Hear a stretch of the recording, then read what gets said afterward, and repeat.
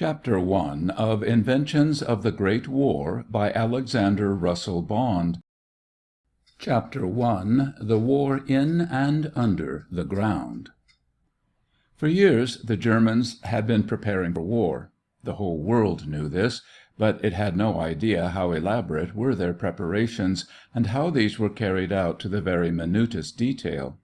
When the call to arms was sounded, it was a matter of only a few hours before a vast army had been assembled, fully armed, completely equipped, ready to swarm over the frontiers into Belgium and thence into France. It took much longer for the French to raise their armies of defense, and still longer for the British to furnish France with any adequate help. Despite the heroic resistance of Belgium, the Entente allies were unprepared to stem the tide of German soldiers who poured into the northern part of France. So easy did the march to Paris seem that the Germans grew careless in their advance, and then suddenly they met with a reverse that sent them back in full retreat. However, the military authorities of Germany had studied not only how to attack, but also how to retreat and how to stand on the defensive. In this, as in every other phase of the conflict, they were far in advance of the rest of the world, and after their defeat in the first battle of the Marne, they retired to a strong position and hastily prepared to stand on the defensive. When the Allies tried to drive them farther back, they found that the German army had simply sunk into the ground. The war of maneuver had given way to trench warfare, which lasted through long, tedious months nearly to the end of the great conflict. The Germans found it necessary to make the stand because the Russians were putting up such a strong fight on Germany's eastern frontier. Men had to be withdrawn from the western front to stem the Russian tide, which meant that the western armies of the Kaiser had to cease their offensive activities for the time being. The delay was fatal to the Germans, for they had opposed to them not only brave men, but intelligent men who were quick to learn. And when the Germans were ready to resume operations in the west, they found that the Allies also had sunk into the ground, and had learned all their tricks of trench warfare, adding a number of new ones of their own. The whole character of the war was changed. The opposing forces were deadlocked, and neither could break through the other's lines. The idea of digging into the ground did not originate with this war, but never before had it been carried out on so extensive a scale. The inventive faculties of both sides were vainly exercised to find some way of breaking the deadlock. Hundreds of new inventions were developed. The history of war from the days of the ancient Romans up to the present time was searched for some means of breaking down the opposing lines. However, the deadlock was not broken until a special machine had been invented, a traveling fort. But the story of that machine is told in another chapter. At the outset, the Allies dug very shallow ditches, such as had been used in previous wars. When it was found that these burrows would have to be occupied for weeks and months, the French and British imitated the Germans and dug their trenches so deep that men could walk through them freely, without danger of exposing their heads above ground. And as the ditches grew deeper, they had to be provided with a firing step on which the riflemen could stand to fire over the top of the trenches. The trenches were zigzagged so that they could not be flanked, otherwise they would have made dangerous traps for the defenders, for had the enemy gained one end of the trench, he could have fired down the full length of it, killing or wounding every man it contained. But zigzagging made it necessary to capture each turn separately. There were lines upon lines of these trenches. Ordinarily, there were but 3 lines, several hundred feet apart, with communicating trenches connecting them, and then several kilometers further back were reserved trenches, also connected by communicating trenches with the front lines. Men did not dare to show themselves out in the open near the battle front for a mile or more behind the front line trenches, for the enemy's sharpshooters were always on the watch for a target. The men had to stay in the trenches day and night for 2 or more weeks at a time, and sleeping accommodations of a very rough sort were provided for them in dugouts which opened into the trenches. The dugouts of the Allies were comparatively crude affairs, but the Germans spent a great deal of time upon their burrows. Underground villages. When the French first swept the Germans back out of their trenches along the Aisne, they were astonished to find how elaborate were these underground dwellings. They found that the ground was literally honeycombed with rooms and passageways. Often the dugouts were 2 stories in depth and extended as much as 60 feet below the level of the ground. In fact, all along this part of the front, the Germans had a continuous underground village in which thousands of men were maintained. The officers' quarters were particularly well fitted up, and every attention was given to the comfort of their occupants. There were steel door mats at the entrances of the quarters. The walls were boarded and even papered. The bedrooms were fitted with spring beds, chiffoniers, and washstands, and all the rooms were lighted with electric lamps. There were spacious quarters for the men, with regular underground mess halls and elaborate kitchens. There were power plants to furnish steam for the operation of pumps, and for the lighting plants, and for other purposes. There was a chalk formation here in which were many large natural caves. One enormous cave was said to have held 30,000 soldiers, and in this section the Germans kept large reserve forces. By digging far into the ground, the German troops secured protection from shell fire. In fact, the horrible noise of battle was heard only as a murmur down in these depths. With characteristic thoroughness, the Germans built their trench system for a long stay, while the Allies, on the other hand, looked upon their trenches as merely temporary quarters which would hold the enemy at bay until they could build up armies large enough to drive the invaders out of the country. The construction of the trenches along some parts of the battle line was particularly difficult because of the problem of drainage. This was especially true in Flanders, where the trenches in many cases were below water level, and elaborate pumping systems had to be installed to keep them dry. Some of them were concrete lined to make them waterproof. In the early stages of the war, before the trenches were drained, the men had to stand in water for a good part of the time, and the only way they could get about at all in the miry trenches was by having duck boards in them.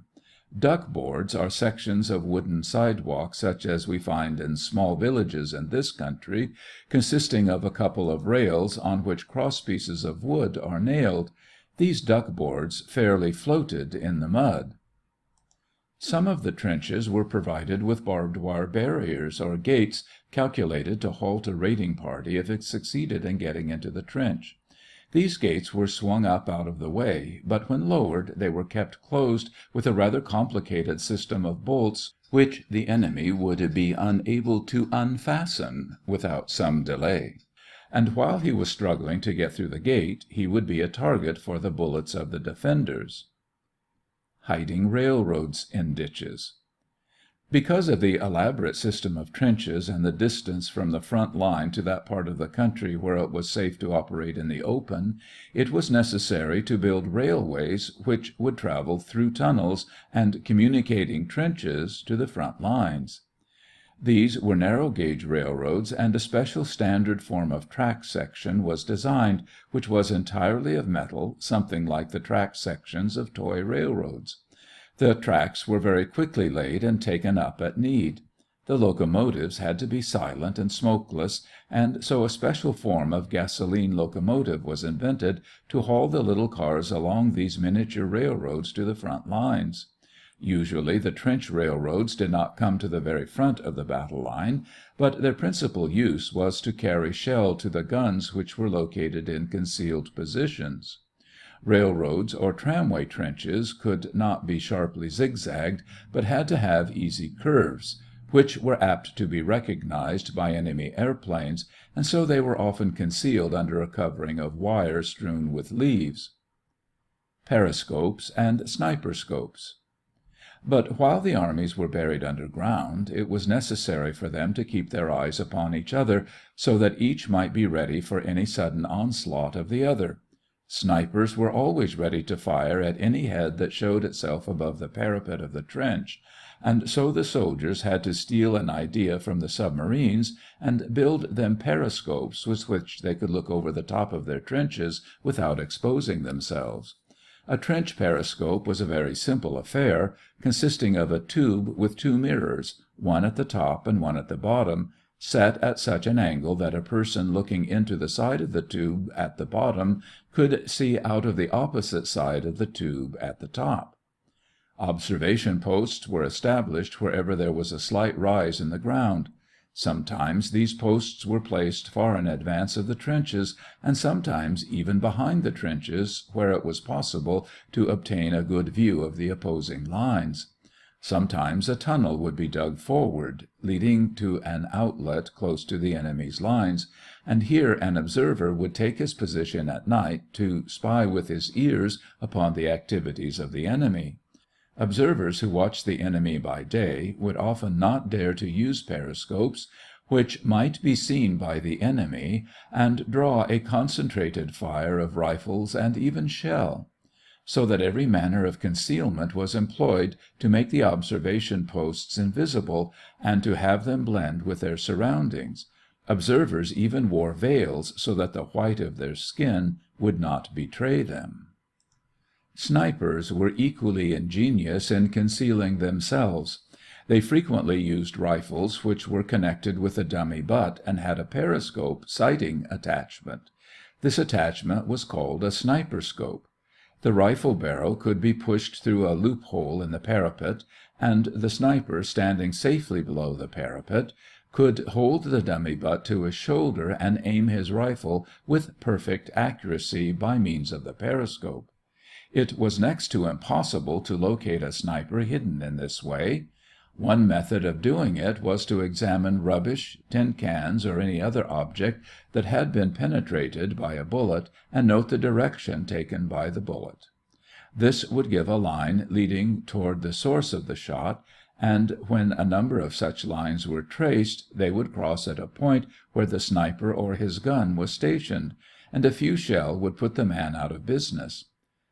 Dummy heads of papier-mâché were sometimes stuck above the parapets to draw the fire of enemy snipers, and the bullet holes which quickly appeared in them were studied to discover the location of snipers.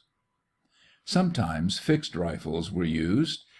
These were set on stands so that they could be very accurately trained upon some important enemy post.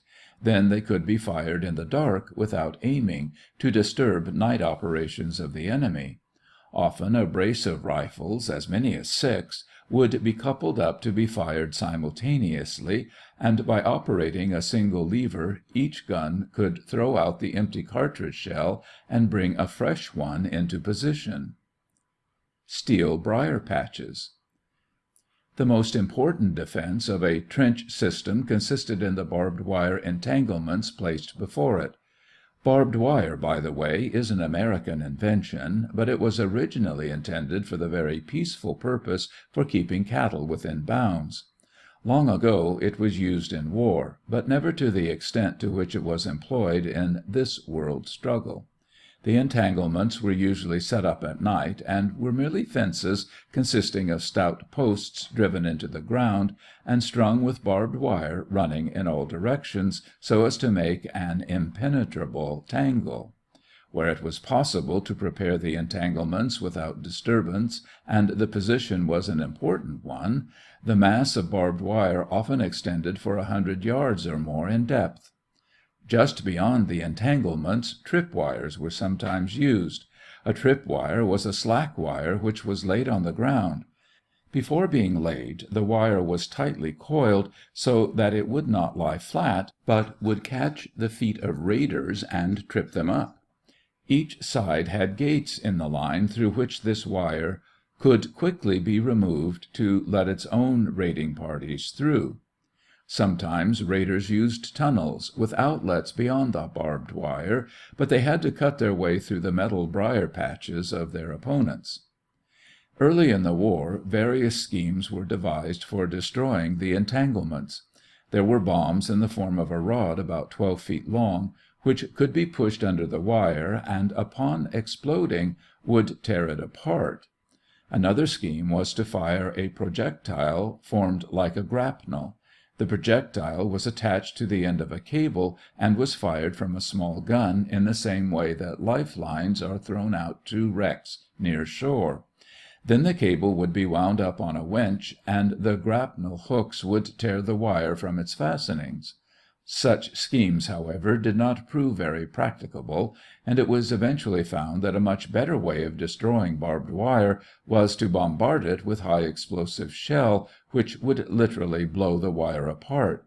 But it required a great deal of shelling to destroy these entanglements, and it was really not until the tank was invented that such obstructions could be flattened out so that they formed no bar to the passage of the soldiers. The Germans not only used fixed entanglements, but they had large standard sections of barbed wire arranged in the form of big cylindrical frames, which could be carried easily by a couple of men and could be placed in position at a moment's notice to close a gap in the line or even to build up new lines of wire obstruction. Mines and countermines. In the earlier stages of the war it proved so impossible to capture a trench when it was well defended by machine guns that efforts were made to blow up the enemy by means of mines. Tunnels were dug reaching out under the enemy's lines and large quantities of explosives were stored in them. At the moment when it was intended to make an assault, there would be a heavy cannonading to disconcert the enemy, and then the mine would be touched off. In the demoralizing confusion that resulted, the storming party would sweep over the enemy. Such mines were tried on both sides, and the only protection against them was to outguess the other side and build countermines. If it were suspected, from the importance of a certain position and the nature of the ground, that the enemy would probably try to undermine it, the defenders would dig tunnels of their own towards the enemy, at a safe distance beyond their own lines, and establish listeners there to see if they could hear the mining operations of their opponents. Very delicate microphones were used, which the listeners would place on the ground or against the walls of their tunnel. Then they would listen for the faintest sound of digging, just as a doctor listens through a stethoscope to the beating of a patient's heart or the rush of air through his lungs.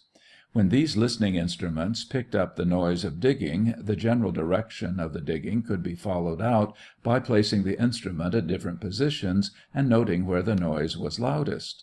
Then a countermine would be extended in that direction, far enough down to pass under the enemy's tunnel, and at the right moment a charge of TNT, trinitrotoluol, would be exploded, which would destroy the enemy's sappers and put an end to their ambitious plans. A very interesting case of mining was furnished by the British when they blew up the important post of Messines Ridge. This was strongly held by the Germans, and the only way of dislodging the enemy was to blow off the top of the ridge. Before work was started, geologists were called upon to determine whether or not the ground was suitable for mining operations.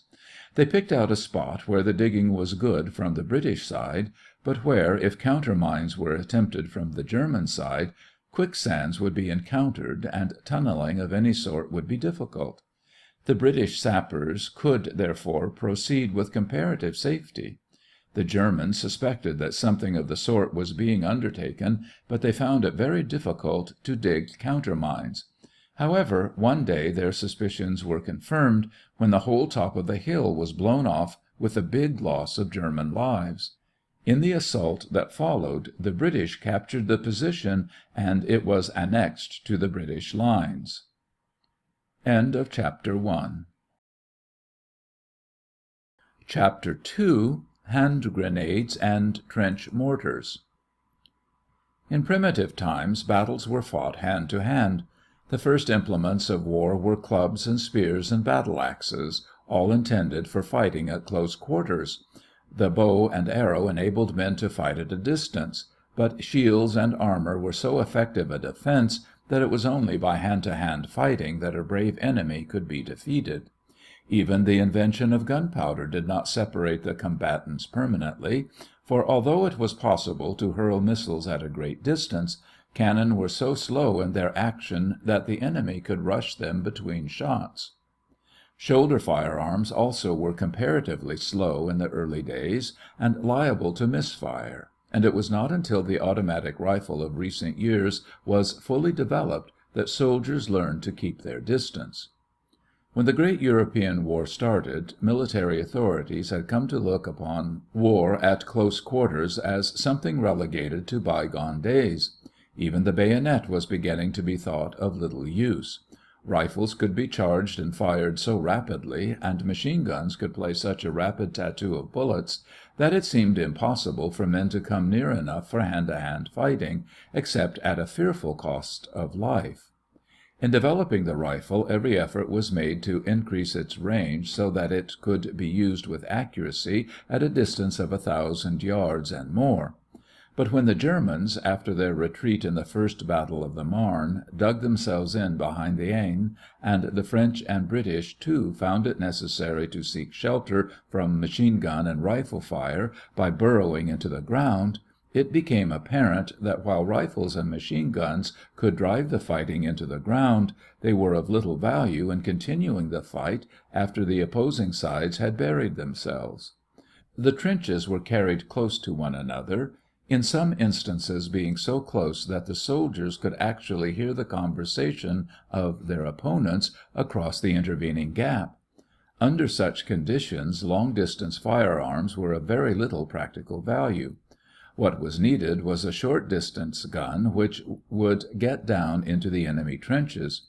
To be sure, the trenches could be shelled, but the shelling had to be conducted from a considerable distance, where the artillery would be immune to attack, and it was impossible to give a trench the particular and individual attention which it would receive at the hands of men attacking it at close quarters. Before we go any farther, we must learn the meaning of the word trajectory. No bullet or shell travels in a straight line. As soon as it leaves the muzzle of the gun, it begins to fall, and its course through the air is a vertical curve that brings it eventually down to the ground. This curve is called the trajectory. No gun is pointed directly at a target, but above it, so as to allow for the pull of gravity. The faster the bullet travels, the flatter is this curve or trajectory, because there is less time for it to fall before it reaches its target. Modern rifles fire their missiles at so high a speed that the bullets have a very flat trajectory. But in trench warfare, a flat trajectory was not desired. What was the use of a missile that traveled in a nearly straight line when the object to be hit was hiding in the ground? Trench fighting called for a missile that had a very high trajectory, so that it would drop right into the enemy trench. Hand artillery. Trench warfare is really a close quarters fight of fort against fort, and the soldiers who manned the forts had to revert to the ancient methods of fighting an enemy entrenched behind fortifications. Centuries ago, not long after the first use of gunpowder in war, small explosive missiles were invented which could be thrown by hand. These were originally known as flying mortars. The missile was about the size of an orange or a pomegranate, and it was filled with powder and slugs. A small fuse, which was ignited just before the device was thrown, was timed to explode the missile when it reached the enemy. Because of its size and shape, and because the slugs it contained corresponded in a manner to the pulp-covered seeds with which a pomegranate is filled, the missile was called a grenade. Grenades had fallen out of use in modern warfare, although they had been revived to a small extent in the Russo-Japanese War, and had been used with some success by the Bulgarians and the Turks in the Balkan Wars. And yet they had not been taken very seriously by the military powers of Europe, except Germany. Germany was always on the lookout for any device that might prove useful in war, and when the Germans dug themselves in after the first battle of the Marne, they had great quantities of hand grenades for their men to toss over into the trenches of the Allies. These missiles proved very destructive indeed. They took the place of artillery and were virtually hand-thrown shrapnel. The French and British were entirely unprepared for this kind of fighting, and they had hastily to improvise offensive and defensive weapons for trench warfare. Their hand grenades were at first merely tin cans filled with bits of iron and a high explosive, in which a fuse cord was inserted. The cord was lighted by means of a cigarette, and then the can with its sputtering fuse was thrown into the enemy lines. As time went on and the art of grenade fighting was learned, the first crude missiles were greatly improved upon, and grenades were made in many forms for special service. There was a difference between grenades hurled from sheltered positions and those used in open fighting. When the throwers were sheltered behind their own breastworks, it mattered not how powerful was the explosion of the grenade. We must remember that in hand artillery the shell is far more powerful in proportion to the distance it is thrown than the shell fired from a gun, and many grenades were so heavily charged with explosives that they would scatter death and destruction farther than they could be thrown by hand. The grenadier who cast one of these grenades had to duck under cover or hide under the walls of his trench, else the fragments scattered by the exploding missile might fly back and injure him. Some grenades would spread destruction to a distance of over 300 feet from the point of explosion. For close work, grenades of smaller radius were used. These were employed to fight off a raiding party after it had invaded a trench, and the destructive range of these grenades was usually about 25 feet. Hand grenades came to be used in all the different ways that artillery was used. There were grenades which were filled with gas, not only of the suffocating and tear-producing types, but also of the deadly poisonous variety. There were incendiary grenades which would set fire to enemy stores, and smoke grenades which would produce a dense black screen behind which operations could be concealed from the enemy.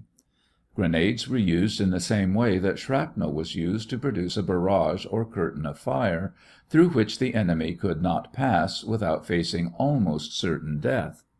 Curtains of fire were used not only for defensive purposes when the enemy was attacking, but also to cut off a part of the enemy so that it could not receive assistance and would be obliged to surrender. In attacks upon the enemy lines, grenades were used to throw a barrage in advance of the attacking soldiers, so as to sweep the ground ahead clear of the enemy. The French paid particular attention to the training of grenadiers. A man had to be a good, cool-headed pitcher before he could be classed as a grenadier.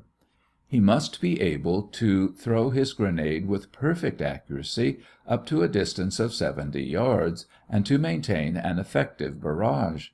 The grenadier carried his grenades in large pockets attached to his belts, and he was attended by a carrier who brought up grenades to him in a basket, so that he was served with a continuous supply. Long-distance grenade throwing. All this relates to short-distance fighting, but grenades were also used for ranges beyond the reach of the pitcher's arm. Even back in the 16th century, the range of the human arm was not great enough to satisfy the combatants, and grenadiers used a throwing implement, something like a shovel, with which the grenade was slung to a greater distance, in much the same way as a lacrosse ball is thrown. Later, grenades were filled with light, flexible wooden handles, and were thrown, handle and all, at the enemy. By this means they could be slung to a considerable distance. Such grenades were used in the recent war, particularly by the Germans. The handle was provided with streamers so as to keep the grenade head on to the enemy, and it was usually exploded by percussion on striking its target. These long-handled grenades, however, were clumsy and bulky, and the grenadier required a good deal of elbow room when throwing them. A much better plan was to hurl them with the aid of a gun. A rifle made an excellent short-distance mortar. With it, grenades could be thrown from 300 to 400 yards. The grenade was fastened on a rod which was inserted in the barrel of the rifle, and then it was fired out of the gun by the explosion of a blank cartridge. The butt of the rifle was rested on the ground, and the rifle was tilted so as to throw the grenade up into the air in the way that a mortar projects its shell. Striking a light. The lighting of the grenade fuses with a cigarette did very well for the early tin can grenades, but the cigarettes were not always handy, particularly in the heat of battle, and something better had to be devised. One scheme was to use a safety match composition on the end of a fuse. This was covered with waxed paper to protect it from the weather. The grenadier wore an armlet covered with a friction composition such as is used on a safety match box. Before the grenade was thrown, the waxed paper was stripped off, and the fuse was lighted by being scratched on the armlet. In another type, the fuse was lighted by the twisting of a cap which scratched a match composition on a friction surface. A safety pin kept the cap from turning until the grenadier was ready to throw the grenade. The Mills hand grenade, which proved to be the most popular type used by the British Army, was provided with a lever which was normally strapped down and held by means of a safety pin. Figure 4 shows a sectional view of this grenade. Just before the missile was thrown, it was seized in the hand so that the lever was held down. Then the safety pin was removed, and when the grenade was thrown, the lever would spring up under the pull of the spring. This would cause the pin to strike the percussion cap, which would light the fuse. The burning fuse would eventually carry the fire to the detonator, which would touch off the main explosive, shattering the shell of the grenade and scattering its fragments in all directions. The shell of the grenade was indented so that it would break easily into a great many small pieces. There were some advantages in using grenades lighted by fuse instead of percussion, and also there were many disadvantages. If too long a time fuse were used, the enemy might catch the grenade as you would catch a baseball and hurl it back before it exploded. This was a hazardous game, but it was often done. Among the different types of grenades which the Germans used was one provided with a parachute, as shown in Figure 5. The object of the parachute was to keep the head of the grenade toward the enemy, so that when it exploded it would expend its energies forward and would not cast fragments back toward the man who had thrown it. This was a very sensitive grenade, arranged to be fired by percussion, but it was so easily exploded that the firing mechanism was not released until after the grenade had been thrown. In the handle of this grenade there was a bit of cord about 20 feet long. One end of this was attached to a safety needle, while the other end, formed into a loop, was held by the grenadier when he threw the grenade. Not until the missile had reached a height of 12 or 13 feet would the pull of the string withdraw the needle. This would permit a safety hook to drop out of a ring on the side of a striker pellet. When the grenade struck, the pellet would move forward and a pin would strike a cap on the detonator, exploding the missile. This form of safety device was used on a number of German grenades. The British had another scheme for locking the mechanism until after the grenade had traveled some distance through the air. Details of this grenade, which was of the type adopted to be fired from a rifle, are shown in Figure 6. The striker is retained by a couple of bolts, which in turn are held in place by a sleeve. On the sleeve is a set of wind vanes. As the grenade travels through the air, the wind vanes cause the sleeve to revolve, screwing it down clear of the bolts, which then drop out, permitting the pin to strike the detonator upon impact of the grenade with its target. The Germans had one peculiar type, which was in the shape of a disc. In the disc were 6 tubes, 4 of which carried percussion caps, so that the grenade was sure to explode no matter on which tube it fell. The disc was thrown with the edge up, and it would roll through the air. Another type of grenade was known as the hairbrush grenade, because it had a rectangular body of tin about 6 inches long and 2 3/4 inches wide and deep, which was nailed to a wooden handle. Miniature artillery. Hand artillery was very effective as far as it went, but it had its limitations. Grenades could not be made heavier than 2 pounds in weight if they were to be thrown by hand. In fact, most of them were much lighter than that. If they were fired from a rifle, the range was increased, but the missile could not be made very much heavier. TNT is a very powerful explosive, but there is not room for much of it in a grenade the size of a large lemon. Trench fighting was a duel between forts, and while the hand artillery provided a means of attacking the defenders of a fort, it made no impression on the walls of the fort. It corresponded to shrapnel fire on a miniature scale, and something corresponding to high explosive fire on a small scale was necessary if the opposing fortifications were to be destroyed. To meet this problem, men cast their thoughts back to the primitive artillery of the Romans, who used to hurl great rocks at the enemy with catapults. And the trench fighters actually rigged up catapults with which they hurled heavy bombs at the enemy lines. All sorts of ingenious catapults were built, some modeled after the old Roman machines. In some of these, stout timbers were used as springs; in others there were powerful coil springs. It was not necessary to cast the bombs far. For distant work the regular artillery could be used. What was needed was a short distance gun for heavy missiles, and that is what the catapult was. But the work of the catapult was not really satisfactory. The machine was clumsy, it occupied too much space, and it could not be aimed very accurately. It soon gave way to a more modern apparatus, fashioned after the old smooth-bore mortars. This was a miniature mortar, short and wide-mouthed. A rifled barrel was not required, because, since the missile was not to be hurled far, it was not necessary to set it spinning by means of riflings so as to hold it head on to the wind. Giant pea shooters. Better aim was secured when a longer-barreled trench mortar came to be used. In the trench, weight was an important item.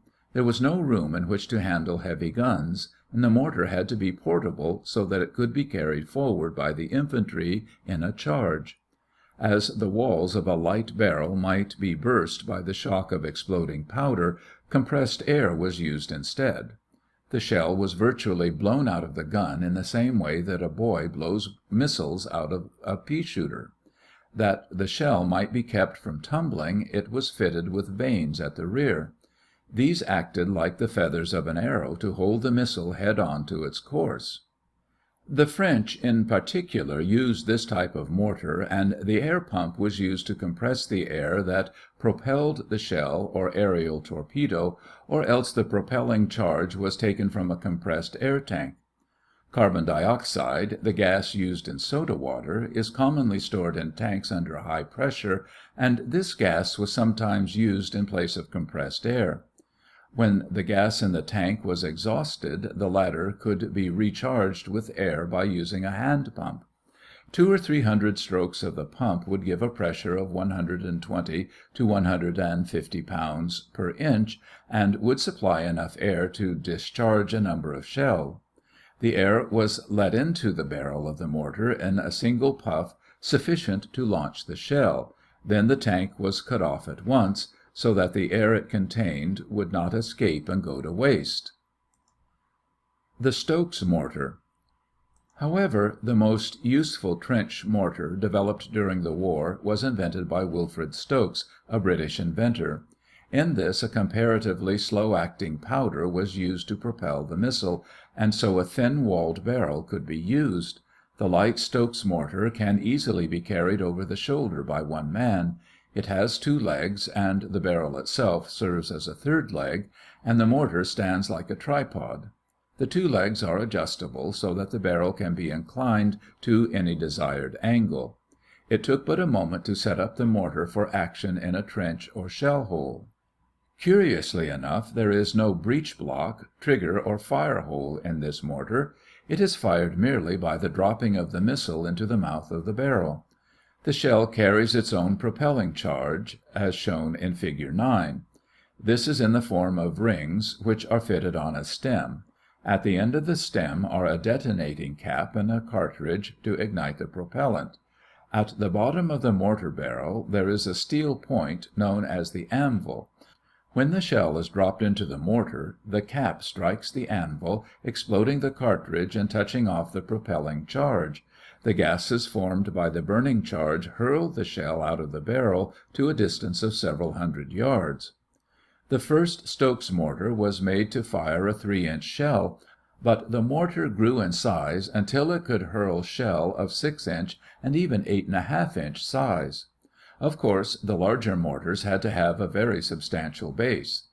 They were not so readily portable as the smaller ones, and they could not be carried by one man, but compared with ordinary artillery of the same bore they were immeasurably lighter and could be brought to advanced positions and set up in a very short time. The larger shell have tail vanes, as shown in Fig. 10, to keep them from tumbling when in flight. End of Chapter 2.